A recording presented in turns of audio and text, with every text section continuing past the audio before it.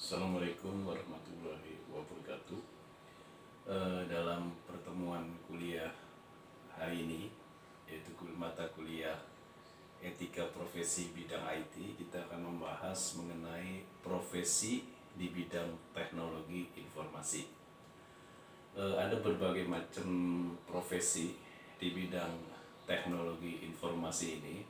Jadi nanti sebelum kita masuk ke materi etika profesi bidang IT, tentu kita akan membahas dulu yaitu mengenai profesi apa saja mereka yang bergerak di bidang teknologi informasi, termasuk mata kuliah Anda yang ada di program studi manajemen informatika. Nanti kira-kira Anda itu masuk dalam bidang apa di sini? Di sini ada.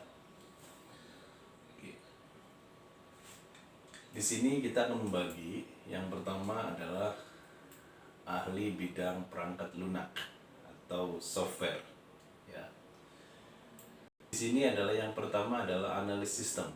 Ya, analis sistem itu yaitu penganalisa sistem yang akan diimplementasikan, ya, mulai dari analisa sistem yang sedang berjalan. Jadi dia ini adalah sebagai analis, sistem analis, di mana dia akan menganalisa sistem yang akan sedang berjalan.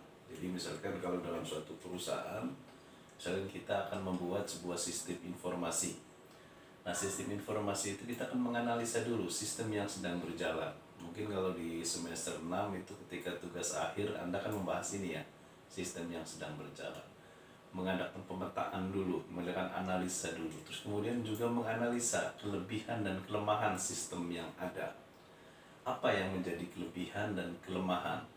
Nah, terus kemudian menjadikan studi kelayakan sistem dan desain sistem yang cocok untuk organisasinya. Sebab yang namanya sistem informasi adalah dibuat berdasarkan kebutuhan organisasinya.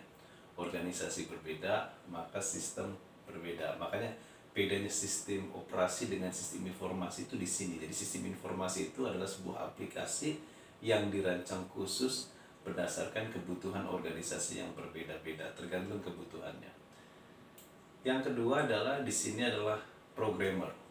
Programmer adalah dia bertugas atau keahliannya mengimplementasikan di rancangan yang sudah dibuat oleh analis sistem itu akan dibuat pemrogramannya oleh programmer. Jadi dia membuat program. Nah, Anda seperti D3 sebenarnya posisinya di sini sebagai programmer, yaitu membuat program dengan bahasa pemrograman tertentu, baik aplikasi maupun sistem operasinya, berdasarkan desain yang sudah dibuat oleh analis sistem. Jadi kalau kita umpamakan analis sistem ini adalah desainernya, kalau ini penjahitnya. Kalau kita umpamakan baju ya, ini adalah desainernya, ini penjahitnya. Jadi ini yang membuat rancangan sistemnya, ini yang membuat programnya dengan bahasa program tertentu. Tentu di sini juga sama ya, yaitu web designer. Web designer sebenarnya hampir sama dengan analis sistem, tetapi dia khusus membuat desain, ya, desain yang berhubungan dengan web. Kalau ini kan lebih umum ya, dia lebih web. Makanya di sini merupakan ahli yang melakukan kegiatan perencanaan termasuk studi kelayakan, analisa serta desain suatu proyek pembuatan aplikasi berbasis web. Ya, jadi di sini dia lebih ke arah berbasis web. Ya, kalau kita lihat situ. Ya. Jadi web design ini adalah dia membuat program. Ya. Kemudian selanjutnya adalah ya, kalau kita lihat situ adalah web programming. Bentar. Ya. Ada web designer ya di sini. Ada web designer, kemudian ada web programmer. Web programmer adalah ahli yang bertugas mengimplementasikan rancangan web design yang memuat program berbasis web sesuai dengan desain. Nanti Anda bisa lihat di fotokopian, yaitu mengenai atau modul yang sudah saya buat mengenai ahli di bidang teknologi informasi. Selanjutnya adalah, kalau tadi adalah perangkat lunak,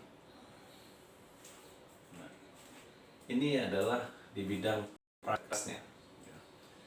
Jadi kalau perangkat keras ini ada dua di sini, ada technical engineer, ya.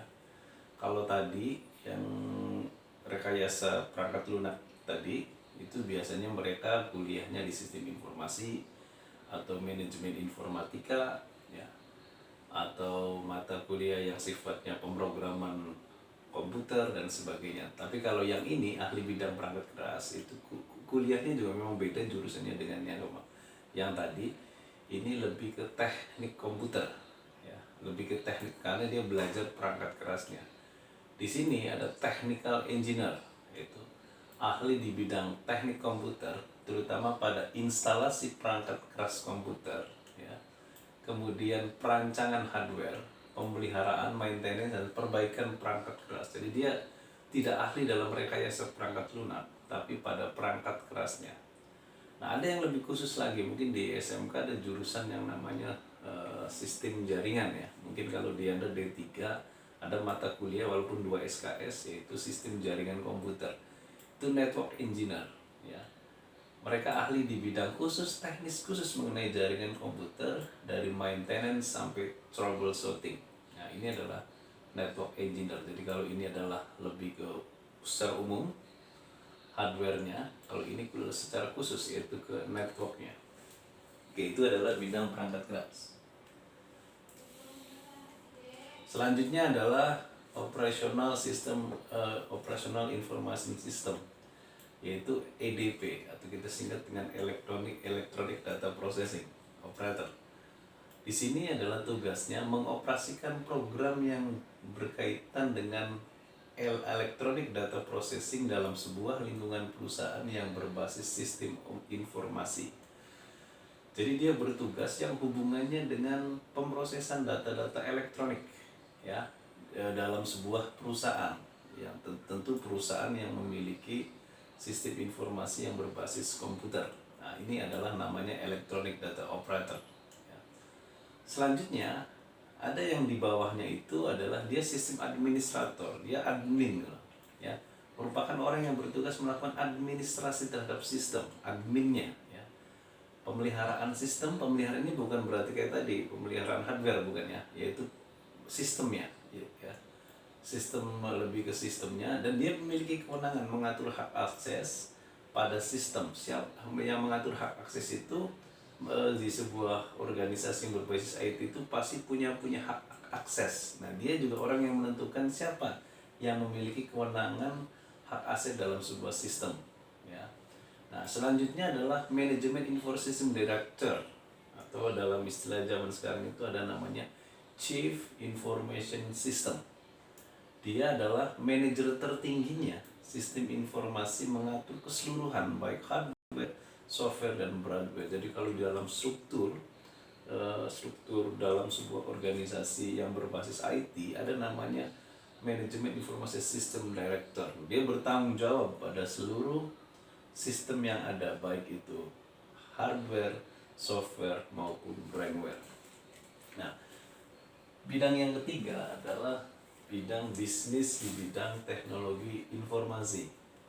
Bisnis ini ada bisnis bidang produksi program aplikasi, ya, perusahaan yang memproduksi software atau program aplikasi yang bisa digunakan oleh publik secara luas. Misalkan dia membuat sistem operasi, ya, seperti Windows dan sebagainya. Contohnya dalam perusahaan yang sudah menjadi market leader dunia adalah Microsoft, punya Bill Gates. Itu adalah salah satu bisnis bidang produksi program aplikasi, ya.